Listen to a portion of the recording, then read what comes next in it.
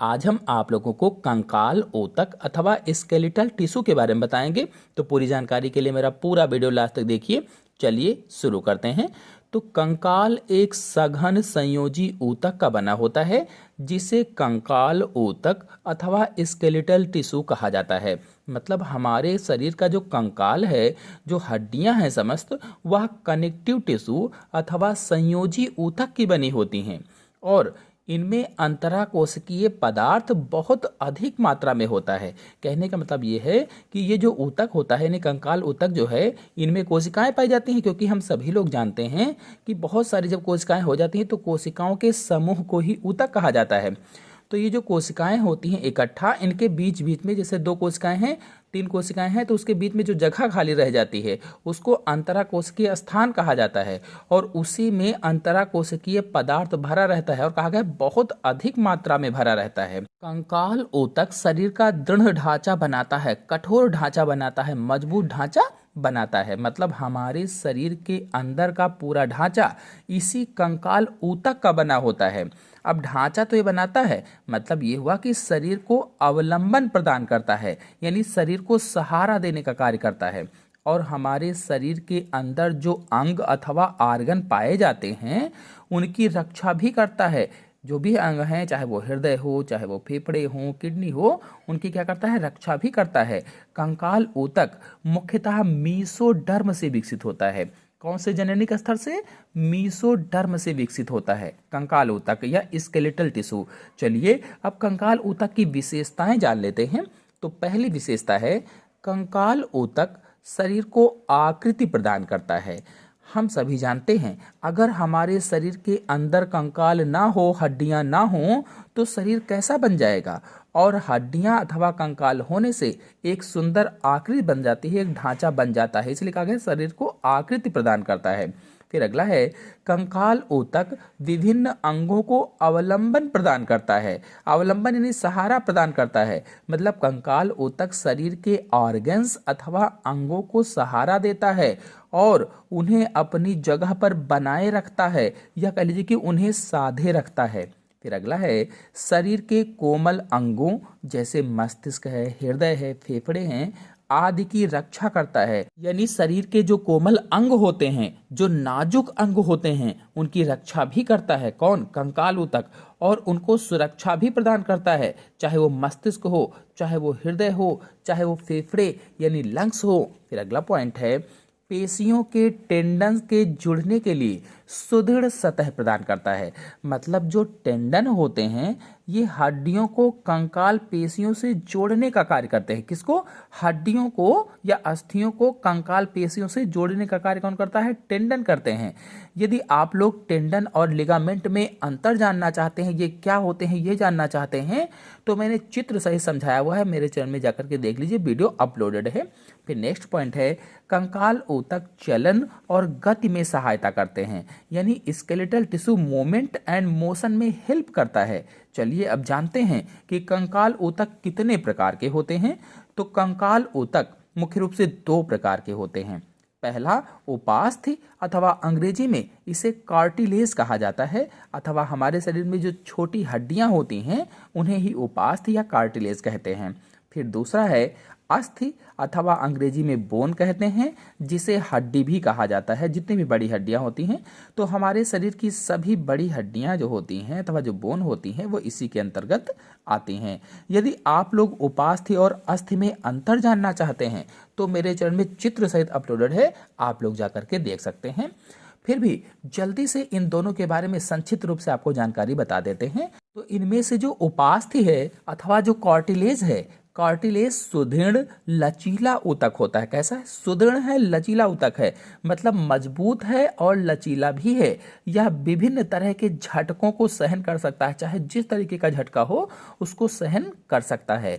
निम्न कशेरुकी और उच्च कशेरुकी जंतुओं के भ्रूण का पूरा अंतःकंकाल कार्टिलेज का बना होता है। यानी जो निम्न कशेरुकी प्राणी होते हैं, जो रीढ़ कशेरुकी यानी जो रीढ़ की हड्डी वाले जंतु होते हैं, इनको कशेरुकी प्राणी कहा जाता है। यानी जो छोटे कशेरुकी जंतु होते हैं, जो निम्न श्रेणी के रीढ़ की हड्डी वाले जंतु होते हैं वे, और जो उच्च श्रेणी के जंतु होते हैं, उच्च श्रेणी के कौन? कशेरुकी जंतु, रीढ़ की हड्डी वाले जंतु जो होते हैं, तो इनका जो भ्रूण होता है, जो एम्ब्रियो होता है, भ्रूण का जो अंतः कंकाल होता है, एंडोस्केलेटन होता है, ये कार्टिलेज का बना होता है या उपास्थि का बना होता है।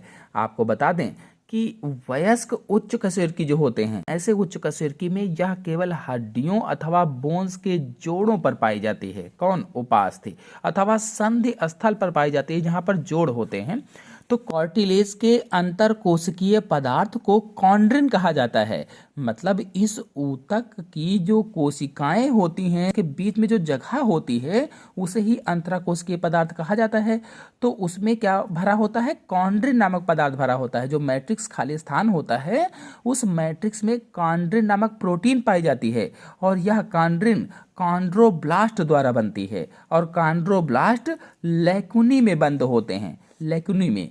तो उपास्थि पर तंतु ऊतक का बना आवरण होता है जिसे पेरिकांड्रियम कहा जाता है और कार्टिलेज लचीला होने के कारण झटकों को सहन करने में सक्षम होता है।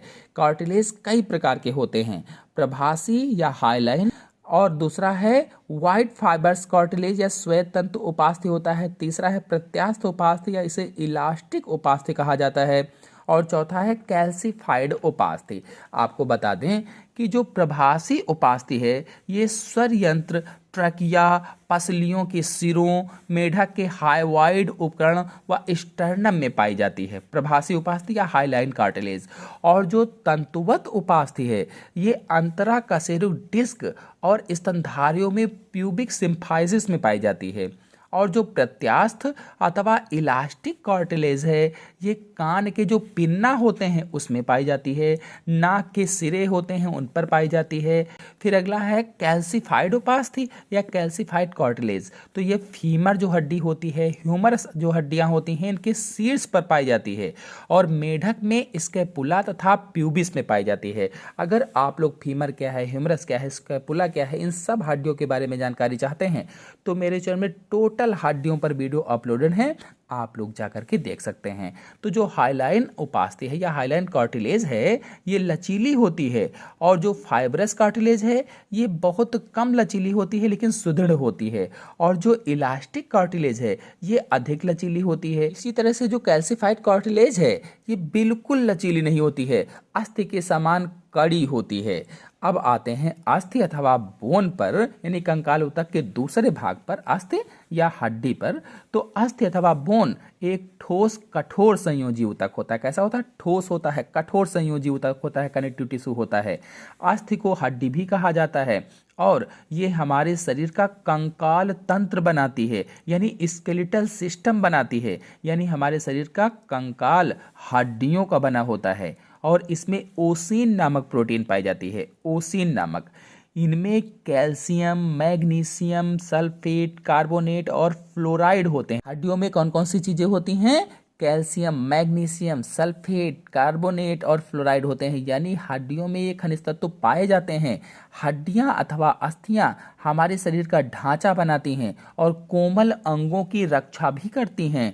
हड्डियां पेशियों के साथ जुड़ करके गति और गमन में भी सहायता करती हैं, चलने में भी हेल्प करती हैं, यानी अस्थियां चलने फिरने में हेल्प करती हैं।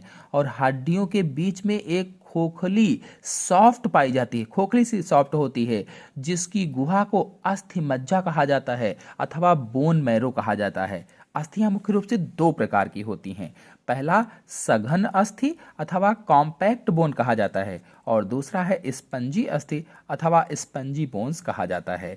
तो जो पहला है सघन अस्थि अथवा कॉम्पैक्ट बोन में दो संरचनाएं प्रमुख रूप से दिखाई देती हैं, पहला है पेरियास्टियम और दूसरा है एंडोआस्टियम। तो जो पेरियास्टियम है ये लंबी हड्डियों की शाफ्ट के चारों तरफ दो स्तरीय झिल्ली जैसा आवरण होता है। पेरियास्टियम जो लंबी लंबी सी हड्डियां होती हैं, हड्डियों की शाफ्ट के चारों ओर चारों तरफ दो स्तरीय झिल्ली जैसा आवरण होता है और इसी के द्वारा मसल्स यानी जो मांसपेशियां होती हैं, टेंडन्स जो होते हैं, जो लिगामेंट होते हैं, वे इसी से जुड़े रहते हैं। और जो एंडोस्टियम है ये मज्जा गुहा के चारों तरफ एक अशाखित घनाकार कोशिकाओं का एक कोशिकीय स्तर होता है, एंडोस्टियम। और इन्हीं में हैवर्सियन तंत्र पाया जाता है, हैवर्सियन कैनाल पाया जाता है। अस्थि के मैट्रिक्स में रुधिर वाहिनियों के लिए अनेक महीन नलियां बन जाती हैं, जिन्हें हैवर्सियन नलियां कहा जाता है या हैवर्सियन कैनाल कहा जाता है। और इन नलियों में तंत्रिकाएं होती हैं, रुधिर वाहिनियां होती हैं, लिम्फ वाहिनियां होती हैं। फिर जो स्पंजी अस्थि है अथवा स्पंजी बोन है, अस्थि के दोनों सिरे स्पंजी अस्थि के बने होते हैं और इसमें लाल अस्थि मज्जा पाई जाती है। इन्हीं लाल अस्थि मज्जा में रुधिर कणिकाओं का निर्माण होता है। यानी जो मैमल्स होते हैं, जो स्तनधारी होते हैं, स्तनधारियों में ब्लड सेल्स का निर्माण कहाँ होता है? बोन मैरो में होता है या लाल अस्थि मज्जा में निर्माण इनका होता है। तो आशा है आप सभी लोगों को कंकाल ऊतक अथवा स्केलेटल टिश्यू अच्छी तरह से समझ में आ गया होगा। समझ में आ गया हो तो वीडियो को लाइक और शेयर कीजिए। चैनल पर नए हैं तो चैनल को सब्सक्राइब कर लीजिए। धन्यवाद।